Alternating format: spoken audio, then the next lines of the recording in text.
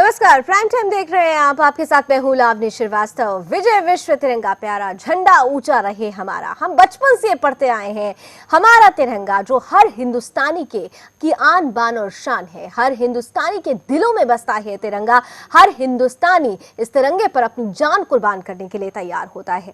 कुछ ही दिनों के बाद हम आजादी की 70वीं वर्षगांठ मनाने वाले हैं। पूरा देश तिरंगे के रंग बिरंगा होगा, लेकिन अफसोस है कि हमारे देश में ही एक ऐसी जगह है जहां पर कई दशकों से तिरंगा नहीं लहरा है।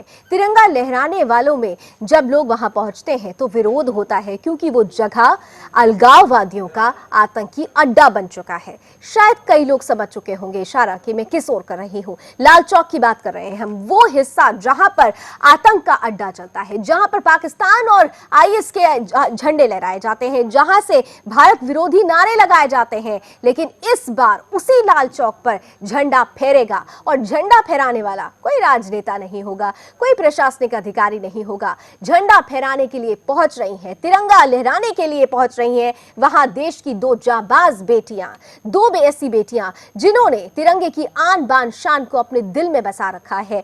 मेरे साथ कुछ ही पल में वो उन दोनों में से एक जो जाबाज बेटी है वो जुड़ेगी। अपनी तमाम किस तरीके से उसके मन में ये ख्याल आया है और तमाम विरोधों का सामना करते हुए निडर होकर वो देश की ये बेटी कश्मीर पहुंचने वाली है लाल चौक पर झंडा फहराने के लिए। इस कहानी की पूरी पड़ताल करके हम पूरी कहानी आपके सामने रखेंगे। कुछ ही पल में उस बेटी से भी आपका वास्ता कराएंगे, आपसे परिचय कराएंगे, लेकिन उससे पहले ये रिपोर्ट देखिए जो साफ तौर से कह रही है कि सुधर जाओ अलगाववादियों, सुधर जाओ आतंकवादियों, क्योंकि ये देश जाबाज बेटे और बेटियों का है जो लाल चौक पर तिरंगा लहराने से बिल्कुल नहीं डरते।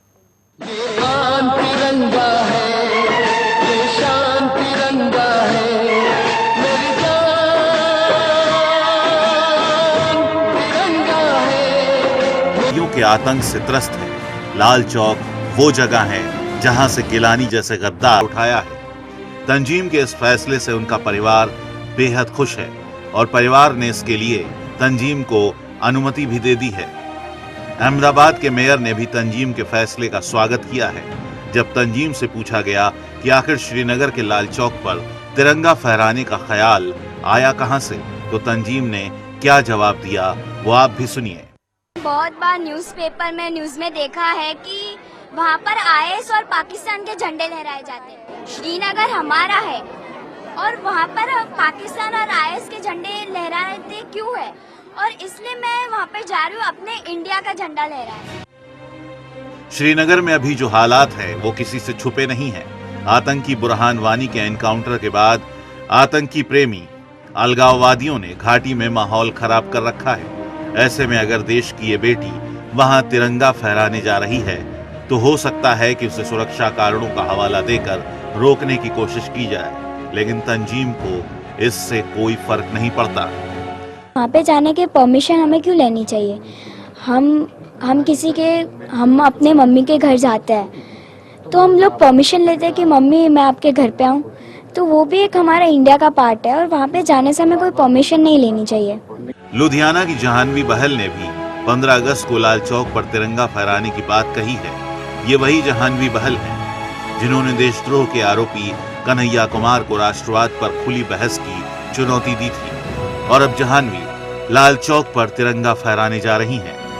जहानवी ने इसके लिए कोच्चि से तिरंगा जरूर फहराएंगी। जहानवी के इन बुलंद इरादों से हर हिंदुस्तानी का दिल गदगद है, तो दूसरी ओर आतंक प्रेमी अलगाववादियों की सांसें अटकने लगी हैं, क्योंकि जहानवी ने कश्मीर के अंदर बैठे मुट्ठी भर देशद्रोहियों को खुली चुनौती दे डाली है। और मैं 15 अगस्त को श्रीनगर कश्मीर लाल चौक में तिरंगा फहराने वाली हूँ। तो मैं अलगाववादियों और बाकी के जो लोग हैं जिन्होंने पाकिस्तान के झंडे फहराए हैं या जिन्होंने हमारे झंडे का अपमान किया है, उनके सामने जाके मैं वो झंडा फहराऊंगी। अगर कोई रोक सकता है तो रोक ले। देश की इन बेटियों भी लाल चौक पर तिरंगा चौक पर फहराने का प्रण लिया। झंडा फहरना ही चाहिए, लाल चौक में फहरना चाहिए। झंडा फहरना ही चाहिए, लाल चौक में फहरना चाहिए। 29 जनवरी को फैसला हो जाएगा किसने अपनी मां का दूध दिया। भारत माता की। और 26 जनवरी को डॉक्टर जोशी जी श्रीनगर के लाल चौक में जा रहे हैं, पता बता के जा रहे हैं, लाल चौक तारीख घोषित करके जा रहे हैं। 26 जनवरी कार्यक्रम का स्वरूप भी घोषित है, झंडा फहराएंगे, गाजे बाजे के साथ आ रहे हैं। तुम्हारे पास जितना गोला बारूद हो सज गज के तैयार रख लेना। तुम्हारे पास जितनी गोलियां हैं AK-47 में भर के रख लेना। Doctor Murli Manohar Joshi bullet proof jacket पहन के नहीं आ रहे हैं और न ही वो बुलेट प्रूफ कार में बैठ के आ रहे हैं। इसके बाद कन्याकुमारी एकता यात्रा कश्मीर के लिए चल पड़ी। दिल्ली से जब एकता यात्रा उधमपुर पहुंची तो नरेंद्र मोदी और मुरली मनोहर जोशी से कहा गया कि लैंडस्लाइड की वजह से आप आगे नहीं जा सकते, आपको यहीं रुकना पड़ेगा। दिल्ली की किसी भी सूचना को हम फॉलो नहीं करते हैं। We have nothing to do with the Delhi central government. अभी यहाँ के DC and police officer, security officer, उनका रिपोर्ट ये है कि लैंडस्लाइड और बाकी प्रॉब्लम के कारण रोड इज ब्लॉक्ड, तो हम लोग आगे नहीं जा सकते। मिनिमम से कहाँ सोचते हैं, हम तो मैक्सिमम से सोचते हैं। लेकिन जब जम्मू कश्मीर के तत्कालीन गवर्नर का भी धन्यवाद दिया। मैं जम्मू कश्मीर के गवर्नर महोदय को सार्वजनिक रूप से धन्यवाद देना चाहता हूं। उनके ऊपर दबाव थे, लेकिन जब हम लोगों ने उनसे बात की तो ये देखा कि उनके मन में भी ये कहीं न कहीं उत्कट लालसा है कि अगर डॉक्टर जोशी का लाल चौक में बिना तिरंगा फहराए चले गए तो बात बनेगी नहीं, झंडा फहरना ही चाहिए, लाल चौक में फहरना चाहिए। और अब एक बार तो हर लहर तिरंगे की बिना हवा भी लहराए, क्योंकि शहीदों की सांस अब भी फिजा में बाकी है। और यही है बात जो इन बेटियों में नजर आती है। वो शहीदों को समझती हैं, वो शहीदों के जज्बे को समझती हैं, वो सेना के समर्पण को समझती हैं, वो देश के दिल को समझती हैं और इसीलिए निडर होकर लाल चौक पहुंच रही हैं तिरंगा लहराने के लिए। मेरे साथ कुछ ही पल में, मैंने जैसे अभी कहा कि देश की एक जांबाज बेटी हमारे बीच होगी, उसे हम आपका वास्ता भी कराएंगे, उसके अंदर की अंतरात्मा की भी बात जानने की कोशिश करेंगे। लेकिन उससे पहले न्यूज रूम का रुख करते हैं। मेरे सहयोगी गौरव मिश्रा इस वक्त जुड़ रहे हैं। गौरव, जब ऐसी खबरें आती हैं तो तमाम तरीके से रोंगटे खड़े हो जाते हैं, क्योंकि हमारे देश की राजनीति इस तरह से गंदी हो चुकी है। तिरंगे की आन बान शान सिर्फ शब्दों में नजर आती है, कथनी में नजर आती है, लेकिन जब करने की बात आती है तो कई बार बदरंग तस्वीरें भी नजर आती है। और ये दो बेटियां हैं जो एक सबक दे रही हैं, सीख दे रही हैं देश के हर एक नौजवान को, देश के दिल को। गौरव, देखिए लावनी, निश्चित तौर पे, क्योंकि अगर हम बात करें इस लड़की की तो जिस तरीके का इसका हौसला है और जो जज्बा है, और इनके परिवार वालों की भी अगर बात करें, जैसा कि इनके परिवार वाले काफी खुश हैं, तंजील तिरंगा फहराने के लिए लाल चौक जा रही हैं। लाल चौक का एक बहुत बड़ा इतिहास रहा है और ये इतिहास खुद प्रधानमंत्री नरेंद्र मोदी के नाम रहा है कि सबसे पहले लाल चौक पे प्रधानमंत्री नरेंद्र मोदी और मुरली मनोहर जोशी जो कि बीजेपी के वरिष्ठ नेता हैं, उन लोगों ने जाकर के तिरंगा फहराने का प्रयास किया था वहां पे और उनको कामयाबी भी मिली थी। अब दूसरी कामयाबी की तरफ तंजील जो है खुद अकेले बढ़ रही है, हालांकि उसके साथ काफी लोगों का समर्थन भी है। और जब अहमदाबाद से तंजील निकली, अपने घर से निकली, तो वहां के जो बाकी पत्रकार वहां पे थे, स्थानीय पत्रकार, उन्होंने भी इस चीज को बहुत सराहा, इस मुहिम को बहुत सराहा और काफी सपोर्ट किया उसका।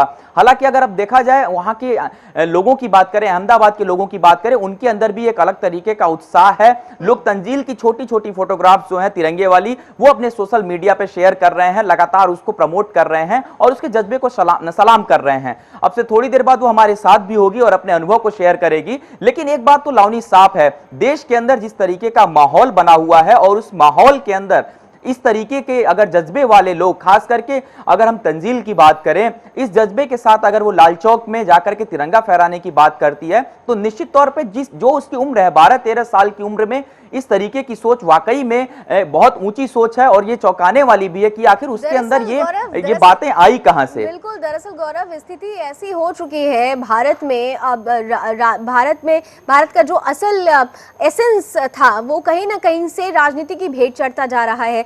पाकिस्तान की जिंदाबाद कहने वाले लोग यहाँ पर मौजूद हैं, उनको जिस तरीके का जवाब दिया जाना चाहिए, दशकों से 60 सालों से शायद उन्हें वो जवाब नहीं मिल पा रहा था, लेकिन अब जो हमारे देश की युवा पीढ़ी है वो उन्हें जवाब देने के लिए तैयार हो रही है। और यही वजह है कि तंजीम मीरानी हो या फिर जानवी हो, दोनों को पूरे देश का फुल सपोर्ट मिल रहा है। लेकिन यहाँ पर गौरव एक बहुत सोचने वाली बात जरूर है, तंजीम और जानवी दोनों ने एक ऐसा बीड़ा उठाया है जिसमें कहीं ना कहीं से खतरा भी है, क्योंकि जम्मू कश्मीर में जो हालात अभी चल रहे हैं वो किसी से छुपे नहीं है।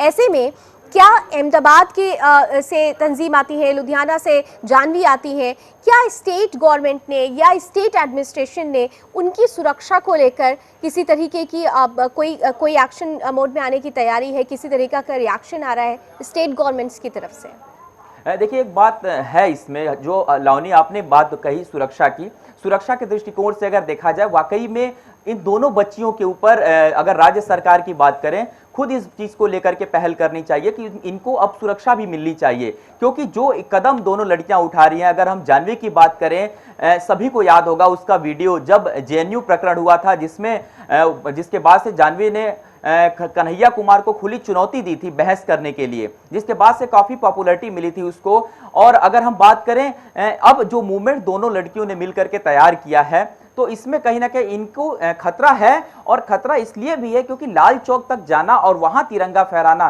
काफी सारे स्टेज हैं उनको पार करना पड़ेगा, सुरक्षा के कई मानक हैं उनको पार करना पड़ेगा। वो दौर था जब प्रधानमंत्री नरेंद्र मोदी और मुरली मनोहर जोशी जा रहे थे, उस समय कांग्रेस का शासनकाल था और उस समय किस तरीके से उन्हें रोकने के भी प्रयास किए गए थे, क्योंकि घाटी के अंदर जाकर के, लाल चौक के अंदर जाकर के वहां तिरंगा फहराना एक सबसे बड़ा चैलेंज है, और इससे कहीं ना कहीं जो स्थिति बाद में पैदा होती है उसके लिए भी सरकार को तैयार रहना पड़ता है। तो ये अगर हम देखें इन दोनों लड़कियों के हौसले को, इनके हौसले को देखते हुए इन्हें उनके स्थानीय जो वहां की जनता है वो सपोर्ट कर रही है। हालांकि अगर हम प्रशासन की बात करें, प्रशासन इस चीज को लेकर के भी चिंतित है कि जब ये तिरंगा यात्रा अपनी लेकर के निकलेंगी, जहां जहां से जाएंगी, इनको वहां पे सिक्योरिटी मिलेगी। और अगर हम लाल चौक तक की बात करें, ये भी उम्मीद जताई जा रही है कि वहां तक इनको पहुंचने नहीं दिया जा सकता है, क्योंकि बहुत सारे सुरक्षा कारणों का हवाला भी लावनी दिया जा सकता है। लेकिन यहाँ पे गौरव, जैसा आपने अभी हम पुरानी एक बात को याद कर रहे हैं कि जब एकता यात्रा निकाली गई थी उस वक्त जम्मू कश्मीर में कांग्रेस की गवर्नमेंट थी, तो ऐसे में अभी अगर हम बात करें तो जम्मू कश्मीर में पीडीपी और बीजेपी की सरकार है, तो कोई पॉलिटिकल हिंड्रेंस या कोई राजनीतिक रोड़ा आएगा इस यात्रा में, ऐसा लगता नहीं है। क्या आपको लग रहा है कि स्थिति को देखते हुए शायद इस यात्रा को या इस पहल को रोकने की कोशिश की जाए? देखिए लावनी, घाटी के अंदर जिस तरीके का माहौल है, लगातार लोग इस चीज़ों को देख रहे हैं, और घाटी के अंदर जो माहौल, तनाव काफ़ी घाटी के अंदर है, लगातार रोज आईएस के झंडे दिखाए जा रहे हैं, रोज नारेबाजी हो रही है।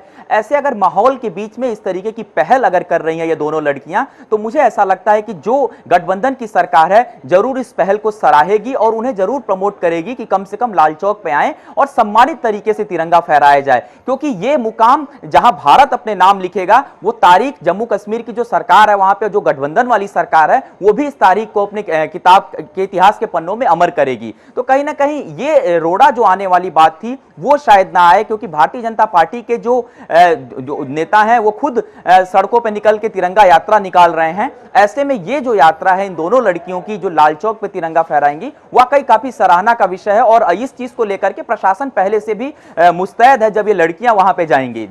लावनी, तो तमाम तरीके से तैयारी हो चुकी है और हिंदुस्तान के दिलों में इन बेटियों ने जगह भी बना ली है। गौरव, हिंदुस्तानियों की तरफ से कितना बड़ा सपोर्ट है, क्योंकि हमेशा हम देखते हैं नौजवानों की जब बात होती है तो सोशल मीडिया बहुत एक्टिव हो जाता है। क्या सोशल मीडिया पर इन दोनों बेटियों को पूरा फुल सपोर्ट मिल रहा है? निश्चित तौर पे इनके नाम से ट्विटर पे काफी सारे जो सपोर्टर हैं वो जुड़ रहे हैं, सोशल मीडिया पे लोग जुड़ रहे हैं, और इस चीज की सराहना सबसे ज्यादा अगर कोई कर रहा है तो जहां से लड़कियां स्कूल से पढ़ के निकली हैं, उनके जो अध्यापक हैं, उनके साथ में जो पढ़ने वाले बच्चे हैं, वो इनकी लगातार तारीफ कर रहे हैं। उनके माता पिता, जो उनके अभिभावक हैं, वो इस चीज से बहुत ज्यादा खुश हैं। हालांकि स्थानीय जनता की बात करें, चाहे अहमदाबाद की बात करें, चाहे लुधियाना की उस लड़की की बात करें, ये दोनों ही वीरांगनाएं जो हैं लाल चौक के तरफ जो इनके कदम बढ़ रहे हैं, लगातार इनके कदम के साथ कदम मिला करके इनके परिवार वाले तो चल ही रहे हैं, साथ ही साथ जो वहां के लोग हैं, जो आम लोग हैं, वो इस मुहिम से जुड़ते नजर आ रहे हैं। और इनके साथ जो और आप भी जुड़ चुके हैं। और इस बीच आपको बता दें कि हमारे स्टूडियो में वो खास मेहमान भी आ चुकी हैं, मेरे साथ तंजीम आ चुकी है। कुछ ही पल में तंजीम के अंदर जो कुछ भी चल रहा है, तंजीम ने इतना बुलंद हौसला दिखाते हुए जिस पहल की शुरुआत की है, उनके साथ उनका परिवार भी आज हमारे साथ स्टूडियो में जुड़ रहा है। उन तमाम लोगों से भी हम बात करेंगे जो इनकी प्रेरणा भी रहे हैं। तंजीम से बहुत सारी बातें जानने की कोशिश करेंगे इस छोटे से ब्रेक के बाद। ये शान तिरंगा है, ये शान तिरंगा है, मेरी जान तिरंगा है, मेरी जान तिरंगा है, ये शान तिरंगा है, मेरी जान तिरंगा है, मेरी जान तिरंगा है। तो तिरंगे को अपनी आन बान शान मानने वाली, अपने दिल में बैठाने वाली, अपने हिंदुस्तान को सबसे आगे रखने वाली तंजीम मेरानी इस वक्त हमारे साथ स्टूडियो में आ चुकी हैं। तंजीम का एक बार फिर से बहुत बहुत स्वागत है। और साथ ही साथ इस स्टूडियो में तंजीम के पिता अमीर मेरानी साहब भी हमारे साथ मौजूद हैं। अमीर जी, आपको भी बहुत बहुत स्वागत है। और आप दोनों का सबसे पहले तो तंजीम, आपका स्वागत होने के साथ साथ आपकी बहुत ज़्यादा आपको थैंक यू, क्योंकि आप एक ऐसी लड़की हैं जो इस देश को जगाने का काम कर रही हैं। आपने जो ये बीड़ा उठाया है, कैसे आपके मन में आया कि आपको लाल चौक पर जाकर तिरंगा फहराना चाहिए, जबकि वहाँ की सिचुएशन हम सभी जानते हैं? मैंने बहुत बार न्यूज़पेपर में, टीवी में देखा हुआ है कि वो इंडिया का एक पार्ट है, फिर भी वहाँ पे ISI और पाकिस्तान के फ्लैग होइस्ट होते हैं। हर इंडिपेंडेंस डे, हर दिन को हम लोग ये देखते हैं कि वो लोग हमेशा हमारे झंडे का अपमान करते हैं। तो मैं उनको ये जवाब देने के लिए अपने इंडिया का फ्लैग होइस्ट करने वहाँ जाने वाली। आपने ये बहुत बड़ी बात कही है कि एक जवाब देने की ज़रूरत है, क्योंकि हमारे देश में जवाब देने की बात जब आती है तो पॉलिटिक्स होने लगती है, लेकिन असल में जो जवाब देना चाहिए वो जवाब आप ही दे रहे हो। आपने जब ये बीड़ा उठाया था, आपने सबसे पहले किसको बताया? अपने घर में बताया, अपने स्कूल फ्रेंड्स या स्कूल में टीचर्स को क्या शेयर किया कि मैं ऐसा सोच रही हूँ? किसी से आपने प्रेरणा ली? किससे ली प्रेरणा? मैंने जब ये देखा तब मैंने सबसे पहले अपने डैडी से बताया। तो उन्होंने मुझे बोला कि हम वहाँ नहीं जा सकते क्योंकि वो थोड़ा डिफ़िकल्ट है। तभी मैंने उनको एक पोयम लिख के दी थी जो मैं आपको कहना चाहती हूँ। हाँ बिल्कुल। आपको बता दें कि तंजीम मात्र 14 साल की हैं और 8th स्टैंडर्ड में पढ़ती हैं, 8वीं कक्षा में पढ़ती हैं। जी तंजीम। जा रही हूँ मैं लेके तिरंगा, शान बनाऊंगी लहरा के मैं तिरंगा, जो लिपट के आऊँ तो है साथ तिरंगा, फिर भी लहराना आप और तिरंगा और तिरंगा। और जब ये पोयम मैंने अपने डैडी से कही तो उन पोयम में वो समझ गए कि मैं उनसे क्या कहना चाहती हूँ और मैं वहाँ क्यों जाना चाहती हूँ। और उसके बाद मेरे डैडी ने कहा कि हम लोग वहाँ जाएंगे और अपने इंडिया का फ्लैग वहाँ होइस्ट ज़रूर करेंगे। आप जानती हैं, आप जब अपनी पोयम पढ़ रही थी, आपकी डैडी ने जो सोचा था वो तो आपको प्रेरणा दे ही रहे थे, लेकिन जब आप अपनी पोयम पढ़ रही थी मेरे खुद के रोंगटे बहुत खड़े हो रहे थे। और मैं एकदम 100% श्योर ये कह सकती हूँ कि हमारे जो दर्शक इस वक्त आपको देख रहे हैं सुदर्शन न्यूज़ पर, वो आपको सैल्यूट कर रहे होंगे अपनी अपनी जगह से। लेकिन तंजीम, यहाँ पर एक बच्चे होने के नाते आप 8th स्टैंडर्ड में हो, जम्मू कश्मीर में जो हालात हैं, वहाँ पर टेररिस्ट अटैक होते हैं, टेररिस्ट वहाँ पे धमकियाँ देते हैं, आपको कभी डर नहीं लगा कि मैं ऐसा एक्शन अगर कुछ करती हूँ तो मेरी जान पर भी बन सकता है? ऐसा कोई डर नहीं लगा आपको? नहीं, मुझे ऐसा बिल्कुल कभी नहीं डर लगा, क्योंकि अगर हम अपनी माँ के कोख में जाने से डरते हैं तो फिर हम लोग कहीं नहीं जा सकते। Very nice. और मुझे कभी डर लगा ही नहीं। हमारे साथ हमारी पूरी आर्मी होती है और जब वो हम उनकी जान का बलिदान देती है तब हम लोग कहते हैं कि हमारी आर्मी बहुत अच्छी है। लेकिन जब हम लोग कुछ करना चाहते हैं तो हमें वो देश के लिए कुछ करना चाहिए। जैसे आर्मी हमारे देश को हमेशा प्रोटेक्ट करती है, वो बॉर्डर्स पाकिस्तान और इंडिया की बॉर्डर्स को प्रोटेक्ट करती है। लेकिन अगर हम लोग जो है वो बॉर्डर्स प्रोटेक्ट नहीं कर सकते, बट हमारे इंडिया के अंदर जो क्राइम्स हो रहे हैं हम उनको तो कम से कम रोक सकते हैं। ये बहुत अच्छी बात तंजीम ने कही है कि सीमाओं पर तो हमारे सैनिक हैं, सेना के जवान हैं, लेकिन सीमाओं के अंदर जो देश का प्रहरी होना चाहिए वो हर एक नागरिक को होना चाहिए, और तंजीम उसी चीज़ का हवाला देते हुए आगे बढ़ रही हैं। वाकई सैल्यूट है तंजीम आपको। मैं अब आमिर जी से कुछ सवाल करना चाहूँगी। आमिर जी, आप पिता हैं, जब एक छोटा बच्चा इस तरीके की बातें रखता है तो माँ बाप डरते हैं, माहौल ऐसा है जम्मू कश्मीर का। लेकिन जब तंजीम ने आपके सामने अपने ख्याल रखे तो जैसा उसने बोला कि पहले आपको आपकी सोच पहले अलग थी, उसकी कविता सुनने के बाद सोच अलग आई, किस तरीके से आप उसे अप्रिशिएट करते हैं? मैडम ऐसा है कि जब डरते हैं तो ही तो ये लोग 71 में आते हैं, यहाँ कारगिल में भी आए। जब हम डरे तभी तो वो आए, वही टाइम पे जवाब देते तो नहीं आते। और वही जवाब देने के लिए मेरी बच्ची को मैंने बोला है कि बेटा अब टाइम ऐसा आया है कि ये तंजीम नहीं लेकिन हजारों लाखों तंजीम जो देशद्रोही है वो सबको जवाब देंगे। और मुझे बहुत फ़ख्र है कि मेरी बेटी वो स्टेज तक पहुंची जो इंडिया की रोल मॉडल कहलाएगी। ये बहुत अच्छी बात आपने कही है। वाकई इंडिया को एक रोल मॉडल की ज़रूरत है, और रोल मॉडल बनने में माँ बाप का बहुत बड़ा सहयोग होता है, आशीर्वाद होता है, और तंजीब को वो अपने पिता और माता से मिल रहा है। लेकिन यहाँ पर आमिर साहब, हम हमेशा देखते हैं जब अगर हम पुराना एक जिक्र करना चाहेंगे, 92 में जब एकता यात्रा निकली थी और लाल चौक पर तिरंगा फहराया गया था, अटल बिहारी वाजपेयी ने चैलेंज भी किया था कि तिरंगा फहराया जाएगा, और तिरंगा फहरा था। लेकिन कई पॉलिटिकल ऑब्स्टिकल्स आए, कई तरीके से रोकने की कोशिश की गई, तमाम तरीके से धमकियां भी दी गई। अगर ऐसी स्थिति आज की तारीख में आप लोगों के सामने आती है तो क्या आप उसके लिए तैयार हैं? धमकियाँ कितनी भी आए, और चैनलों के माध्यम से हमने पूरे देश को बोला है, और आज ये चैनल के माध्यम से मैं बोल रहा हूँ, हम आ रहे हैं, रोक सकते हैं तो रोक लो। बाकी रही मौत की बात, तो मेरी बेटी 13 की है, 13 साल की, उसको कोई 14 साल की बना नहीं पाएगा, और 100 साल की होने वाली है तो उसको कम कर नहीं पाएगा कोई। ये बहुत अच्छी बात कही है। और तंजीम, पापा सपोर्ट करते हैं, मम्मी सपोर्ट करती हैं, स्कूल में कैसे सपोर्ट आपको मिला? ये बातें आपने अपने टीचर्स और फ्रेंड्स को जब बताई तो? मैंने जब ये अपने बात मेरे डैडी मेरे पेरेंट्स से बात की तब उन्होंने मुझे सपोर्ट किया।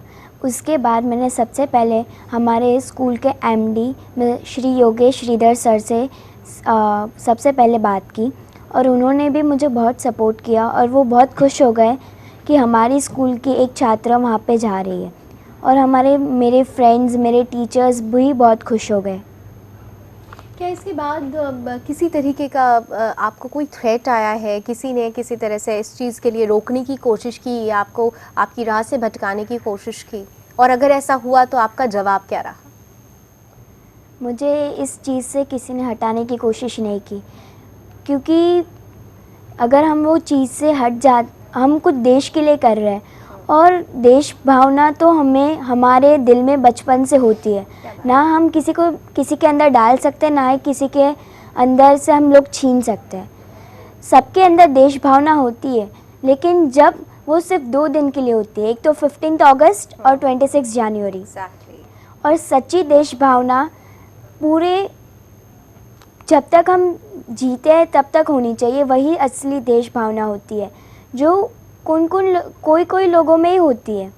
और किसी ने मुझे रोकने की कोशिश नहीं की, क्योंकि मेरे फैमिलीज़, मेरे स्कूल्स, मेरा जो घर का पूरा माहौल है, मेरी स्कूल का माहौल है, वो पूरा एक राष्ट्रीय प्रेम जैसा है कि वहाँ पे हमें यही सिखाया जाता है कि हम लोग एक पहले इंडियन है, और फिर हम लोग एक कास्ट डिस्क्रिमिनेशन कर रहे हैं, वो हम लोग खुद कर रहे हैं। और मैं आपको एक एग्जांपल दूंगी कि हम लोग ब्लड कैंप रखेंगे, ब्लड डोनेट करेंगे। मुझे नहीं पता कि मैं किसको ब्लड डोनेट करी, वो हिंदू है या मुस्लिम, बट जब वो ब्लड उसके पास जाएगा तब उसे भी नहीं पता होगा कि मुझे ब्लड किसने डोनेट किया, या वो हिंदू है या मुस्लिम है। बट हमारे ब्लड का कलर तो रेड ही है, कोई भी दुनिया का इंसान नहीं है जिसका कलर रेड ना हो। तो हम लोग एक यही सोचकर ब्लड डोनेट करते कि हम लोग एक इंडियन को ब्लड डोनेट कर रहे हैं, और हमें यही सीखना चाहिए कि हम लोग सबसे पहले एक इंडियन हैं और फिर हम लोग अलग अलग कास्ट में होते हैं। ये बहुत अच्छी बात आपने कही है तंजीम, बहुत छोटी सी उम्र में आपने इतनी बड़ी बात कही है जो हमारे देश के बड़े बड़े राजनेता नहीं समझते हैं कि पहले हम इंडियन हैं, पहले हम भारतीय हैं, उसके बाद हमारा कोई धर्म है। भारतीयता ही सबसे बड़ा धर्म है और धर्म के आधार पर जो राजनीति होती है वो राजनीति बिल्कुल गंदी है। तंजीम सीधे तौर पर पाकिस्तान को ही एक मैसेज नहीं दे रही है, तंजीम हमारे देश के तमाम उन बुद्धिजीवियों को, उन राजनेताओं को भी एक मैसेज दे रही है जिनके जुबान पर देश होता है दिल में देश नहीं होता, जिनकी जुबान पर तिरंगा होता है दिल पे तिरंगा नहीं होता। असल में जुबान और दिल पर तिरंगा जिनके होता है वो ऐसे ही होते हैं। आमिर साहब, आपकी बेटी और आप पूरा परिवार बहुत ज़्यादा अभिनंदन के योग्य हैं। आपका पूरा देश आपको इस वक्त देख रहा है तो सैल्यूट भी कर रहा होगा। बहुत अच्छी परवरिश आपने अपने बच्चे को दी है। लेकिन यहाँ पर बहुत तमाम तरीके से बहुत सारे ऐसे लोग भी हैं, क्योंकि हमारा देश है, यहाँ पर विरोध करने वालों की आवाज़ ज़्यादा उठती है। कुछ ऐसे लोग भी होंगे जो ये कह रहे होंगे कि भाई लाइमलाइट में आने के लिए ऐसा किया जा रहा है, या कुछ पॉलिटिकल इन्फ्लुएंस्ड मोटो लेकर ये बच्चा आगे बढ़ रहा है, या इस बच्चे के परिवार वाले आगे बढ़ रहे हैं। ऐसे लोगों को आप क्या मैसेज देंगे, क्या जवाब देना चाहेंगे? पहले तो मैं ये कहना चाहूँगा कि किसी के घर पे तो मैं नहीं गया, किसी चैनल वाले के ऑफिस में तो मैं नहीं गया कि मेरा इंटरव्यू लो, नहीं गया ना। लाइमलाइट में आना वो अलग बात है, देशभक्ति होना अलग बात है। मत उतारिए ना, मत लीजिए इंटरव्यू, फिर भी हम जाने वाले हैं। यही तकलीफ होती है हमारे देश की। अच्छे काम में भी विरोध होता है, बुरे काम में भी विरोध होता है। अच्छे काम में ज्यादा विरोध होता है। हाँ जी, हाँ जी, हाँ जी। मैं एक ही बात कहना चाहता हूँ कि देशभक्त होना क्या गुनाह है? देशभक्त होना यानी लाइमलाइट में आना है? नहीं होता। हर माँ बाप, पेरेंट्स बच्चे को ये बोलते कि बेटा तू इंजीनियर बन जा, तू डॉक्टर बन जा, अच्छा बिजनेसमैन बन जा। फिर शादी हो जाती है उसकी, कनाडा, ऑस्ट्रेलिया, लंदन, कहीं विदेश में जाके बस जाते हैं। और जब कोई ऐसी मूवमेंट आती है जैसे अन्ना हजारे जी की आई थी, तो फ़ोन पे बात करेंगे, चौराहे पे बात करेंगे कि ये देशभक्ति अच्छी है। कोई हक नहीं है। जो तुम्हारे जीवन में, हमारे जीवन में हम 10 साल, 20 साल, 50 साल जीते हैं और 50 दिन भी नहीं दे पाते हैं, और चौराहे पे जाके बड़ी बड़ी बातें करते हैं हम, तो वो गलत है। और इसीलिए ये छोटे छोटे जो देश हैं वो हम पे आके हमला कर रहे हैं, हमें परेशान कर रहे हैं। हमारी माँ है, हमारी गोद है, वहाँ हमें झंडा फहराने के लिए, जाने के लिए भी मंजूरी लेनी पड़ती है। और मैंने वो भी देखा है, बार बार देखा है कि 26 जनवरी और 15 अगस्त आएगी, 2 दिन होते हैं राष्ट्रीय त्यौहार, वही टाइम पे वहाँ कर्फ्यू होता है। ऐसा क्यों? तो हम चाहे कहाँ, चलो आज लाल चौक में ऐसा है, कल दूसरे प्रदेश में ऐसा होगा, कल तीसरे प्रदेश में ऐसा होगा, तो कहाँ तक सहोगे? अब उठने का, जागने का टाइम आ गया है। मेरी बेटी ने पहल करी है, हम चारों हैं, मेरी बेटी है, मेरा बेटा है, मैं हूँ, मेरी वाइफ है। कुछ भी हो जाए हम वहाँ जाएंगे और ज़रूर जाएंगे। बिल्कुल, तिरंगा फहरेगा और फहर कर ही रहेगा। इसी उम्मीद के साथ ही तंजीम ने ये बीड़ा उठाया है। तंजीम, वहाँ पर आप जम्मू कश्मीर के हालात जो इस वक्त हैं, आपने देखा होगा, न्यूज़पेपर्स में देखा होगा, न्यूज़ में देखा होगा, वहाँ पर कर्फ्यू लगा हुआ है। वहाँ पर बुरहान वानी जैसे टेररिस्ट को जब उसका एनकाउंटर में उसे मार दिया गया है, तो लोग उसके सपोर्ट में, जो खुद देशद्रोही हैं, वो सपोर्ट में सामने आ रहे हैं। जिस आर्मी की आप बात कर रही थी, जो हमारी देश की रक्षा करते हैं, जो हमारी आपकी सुरक्षा में तैनात रहते हैं, उनके ऊपर कितना कहर ढाया जा रहा है, उनको पत्थरों से मारा जा रहा है, ये तमाम चीज़ें वहाँ पर हो रही हैं। आप वहाँ पहुँचेंगी तो वहाँ के लोगों को आप मैसेज देना चाहेंगी, खासतौर से वो अलगाववादी जो लोग हैं, जो देशद्रोही हैं, जो वहाँ के लोगों को भड़का रहे हैं, जम्मू कश्मीर को अलग करने की बात कर रहे हैं, उनके लिए आप क्या कहेंगी? मैं अलगावादी को ये एक ही मैसेज देना चाहूँगी, आपके चैनल के द्वारा मैं उनको ओपन चैलेंज देती हूँ कि मैं वहाँ आ रही हूँ, उन्हें ताकत है तो वो रोक ले। और वहाँ पे आर्मी पे पत्थर मारे होते हैं, हम लोग ये न्यूज़ में भी देखते हैं कि वहाँ के जो लोग हैं कश्मीर में जो रहते हैं उनके बच्चों को वो पाकिस्तान ले जाते हैं और वहाँ पे वो उनको टेररिस्ट की ट्रेनिंग देते हैं और फिर वापस वो कश्मीर में लाते हैं और कश्मीर में ही बॉम्ब ब्लास्ट पत्थर मारे करवाते हैं और उनसे आर्मी को भी प्रॉब्लम होती है और कश्मीर के रहने वाले लोगों को भी बहुत प्रॉब्लम होती है। और मैं ये जानती हूँ कि वहाँ पे कर्फ्यू है, बट नेक्स्ट 15 अगस्त आएगी तब भी होगा, उसके बाद भी होगा। तो कब तक हम लोग नहीं जाएंगे, कब तक वो हमारे झंडे का अपमान करेंगे और कब तक हम लोग सहेंगे। एक बार तो उनके मुंह पे तमाचा मारना चाहिए हमें। क्या बात है, एक बार तो मुंह पर तमाचा मारना चाहिए। और काश हमारे देश के पॉलिटिशियंस और सो कॉल्ड इंटेलेक्चुअल्स अगर ये बात सुन रहे हो, जो कि कन्हैया कुमार का सपोर्ट करते हैं, जो कि बुरहान वानी के एनकाउंटर भी कहीं ना कहीं से पाक के सुर में सुर मिलाते हुए नजर आते हैं, उनके लिए ये ज़बरदस्त जवाब है, ये सीख है, ये सबक है जो तंजीम अपने आज बयानों के जरिए रख रही हैं और उस कदम के जरिए रख रही हैं। 15 अगस्त को लाल चौक पर झंडा तो फहरेगा ही। मैं अब आमिर जी थोड़ी बचपन की मैं तंजीम की बात करना चाहूँगी। बचपन से ही ऐसी थी, जो जज्बा, जो जोश आज देख रहे हैं, राष्ट्रवाद की जो भावना है बच्चे के अंदर, क्या बचपन से ही ऐसी थी? कैसी थी ये बचपन? हाँ, जब 3-4 साल पहले अन्ना हजारे जी की मूवमेंट हुई थी तब उसने बोला डैडी मुझे भी जाना है वहाँ पे दिल्ली और मुझे भी बैठना है अन्ना जी के सामने। तो मैंने बोला बेटा नहीं, तेरी उम्र भी छोटी है और संख्या बहुत ज़्यादा थी और तकलीफ़ पड़ेगी। और मैंने ना बोली तो 2-3 दिन थोड़ी मेरे से नाराज़ भी रही थी। फिर इस बार तो उसने 15-20 दिन पहले मुझे बताया था कि दीदी इस बार मैं ऐसा करना चाहती हूँ। मैंने थोड़ी नेगेटिव बात भी करी कि बेटा वहाँ ऐसा है ऐसा है। फिर भी जब उसने पोएम लिख के दी मुझे तो फिर मैंने सोचा कि ना, जो 13 साल की बेटी ये कर सकती है तो मैं तो उसका बाप हूँ। मर जाऊँगा ठीक है, मार दो, कोई तकलीफ़ नहीं है, लेकिन अब बेटी बोलती है और मैं ना बोलूँगा तो बेटी तो यही समझेगी कि मेरा बाप है वो डरपोक है। अब मेरी बेटी भी डरपोक नहीं है, मैं भी नहीं हूँ, मेरी बीवी यार मेरी वाइफ भी नहीं है और मेरे 4 साल का बच्चा भी नहीं है, हम 4 हो जाएंगे। ये बहुत बड़ी बात है और वाकई आप छोटा उसे कह रहे हैं, लेकिन हम तो कहेंगे देखने में छोटे लगे घाव करे गंभीर वाली बात पूरी तंजीम पर फिट बैठ रही है, क्योंकि देखने में छोटी हैं लेकिन जो बातें कह रही हैं, जो दिल से निकल रही है, जो अंदर से बातें निकल रही है, वो बहुत बड़ी बातें निकल रही हैं। तंजीम, आप मात्र 13 ईयर्स की हैं, 13 साल की हैं, जैसा भी डैडी ने बोला भी कि 14 ईयर्स की जल्दी हो जाएंगी आप।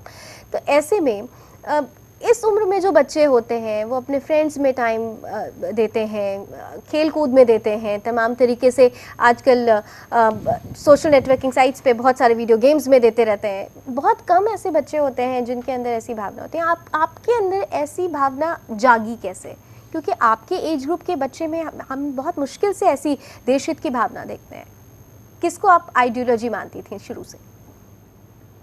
मैं सबसे पहले यही कहना चाहती हूँ कि राष्ट्रीय प्रेम जो है वो हम किसी के अंदर डाल नहीं सकते और किसी के अंदर ले भी नहीं सकते।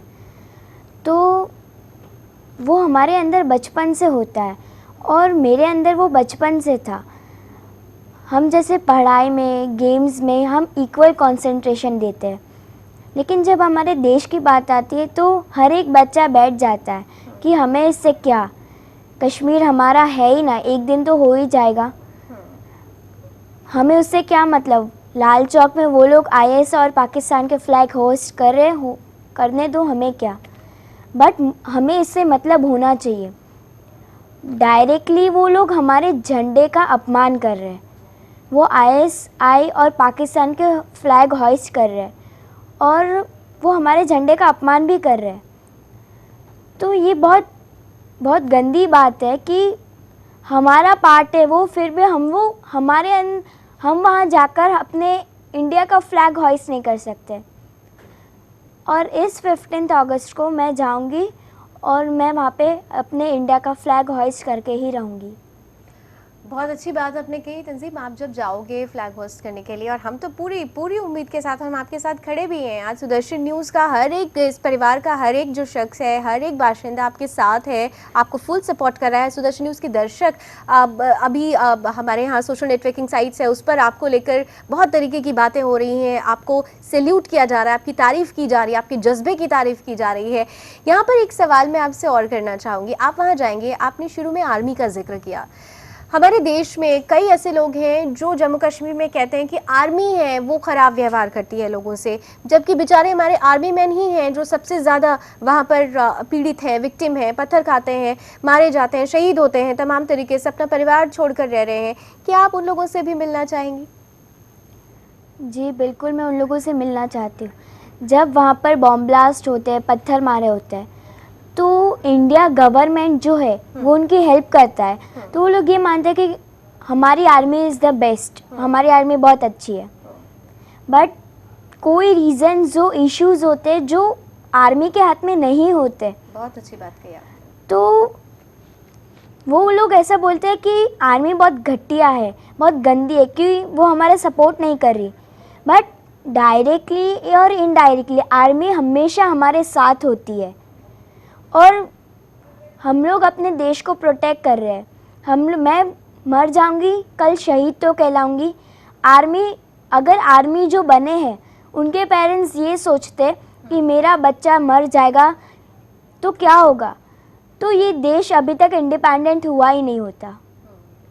बिल्कुल, बहुत बढ़िया बात कही, और मैं इस पे आपके लिए क्लैप करूंगी। और साथ ही साथ आपको बता दूं कि हमारे पीसीआर कंट्रोल में भी आपके लिए इस बात पर क्लैप की गई है, और हमारे सोशल मीडिया टीम ने बताया है कि जो लोग ये शो देख रहे हैं आपको लगातार अप्रिशिएट कर रहे हैं, आपके इस जज्बे को सलाम कर रहे हैं, सैल्यूट कर रहे हैं, नमन कर रहे हैं, और